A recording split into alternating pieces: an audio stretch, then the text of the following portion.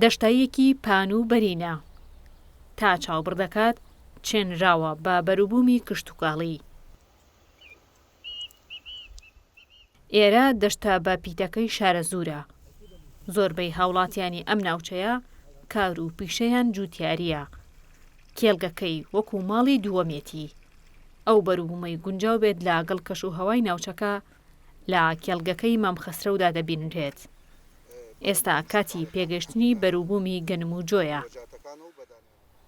پانتایەکی زۆری زەویەکانی با گەنم و جۆ داچاندووە و ڕەنج و مادووبوونێکی زۆری بینیوە تاوەکو توانیوێتی بیهێنێتە بەرهەم. ئەم جوتیارە گەشتبینە بە بڕیارەکەی حکوومەتی عێراق، بەڵام نایەوێت بەرهەمەکانی ڕادەتی سایلۆ بکات و ئەزموونی ساڵی 2014 بۆ دووبارە ببێتەوە. پێشووتر سیاسەتێکی تا سەر ئێسقان غەڵەت بەسەر جوتیاری ئێمە سەپێنرا لە بەهۆی ئەوەی کە لە دۆنمێکە ئێمە 70 بۆ 80 کیلۆ تا 90 کیلۆ توانیمانە گەنم تەسلیمی سایلۆکانی حکوومەتی هەرێم و یا حکوومەتی عێراقی بکەین. ئەمە کاریگەریەکی یەشگار گەورە زۆر خراپێکی لەسەر کەرتی کوشتتوکاڵ و جوتیار جارێکی تر با بڵێن داڕوخە دڵی بە ئیشەکەی خۆی خۆش نەبوو. بەڵام ئێستا کەوا بینین وەلەوە شەڕێکی گەورە لە وڵاتانە هەیە و شت هەموو گران بوو شت بەرەو گرانێکی خۆی گەورە وڵاتمان پارێزە لەو ئافات و نەگریسەکە دروست بووە. ئەمە وای کردووە حکوومەتی عێراقی جارێکی تر دەرگا واڵا بکاتەوە هەموو دانیوەڵەکان ئەڵێ بە فری وەرن تەسلیمیکەن بە سعرێکی باش.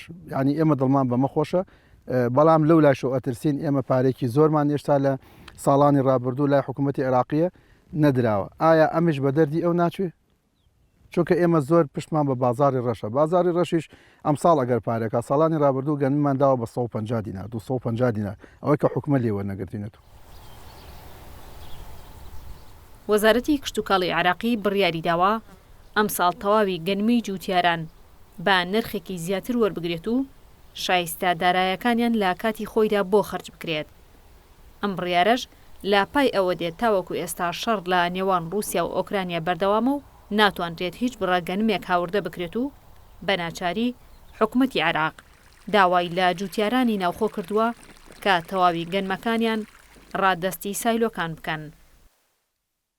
لە دوای 2016ەوە کێشەیەک ڕووی نەداوە بڕێن پارەی جوتیاران بفەوتێ لەلایەن وەزارەتی بازرگانی و هەم پارێکی خۆیان درەوە. بۆ نمونە ئی ساڵی 2021 هیچ پارەیەک نەماوە، هەر هەمیان وەرگرتووە.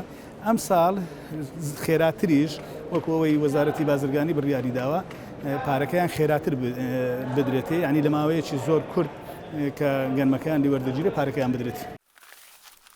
بەشێک لە شارەزایان پێیان وایە جوتیاران دەبێ وریا بن و باشترە بەشێک لە گەنمەکانیان بدەنە سایلۆکانی حکوومەتی عێراق و بەشێکیش بدەنە کۆمپانیەکانی تایبەت بە بازاڕکردنی گەنم بۆ ئەوەی دوور بن لە مەترسی پێنەدانی پارەی بەربوومەکانیان.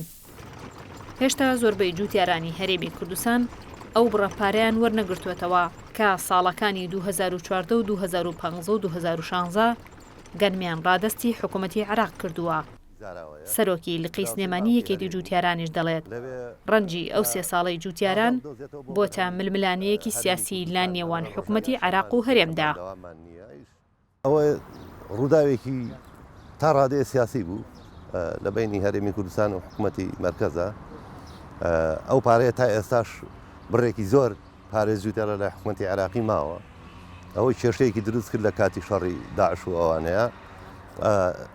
بەهۆی ئەوەوە بێمتمانەی خەریب و دروست دەبوو. جوتیار ئەترسالەوەی ئەم گەنمە تەسیم کە هەروەکو ئەو پارەی لێ نایەت لە 2015 و 16 کە تا ئێستا نەدراوە. عێراق ژینگەیەکی لەبارە بۆ بەرهەمهێنانی گەنم و جۆ. ساڵانە بڕی بەرهەمهێنان لە تەواوی عێراقدا بریتیە لە نزیکەی 5 ملیۆن تۆن گەنم. لە هەرێمی کوردستانیش بە پێی ئامارە فەرمیەکان ساڵانە 1 ملیۆن تۆن گەنم بەرهەم دەهێنرێت.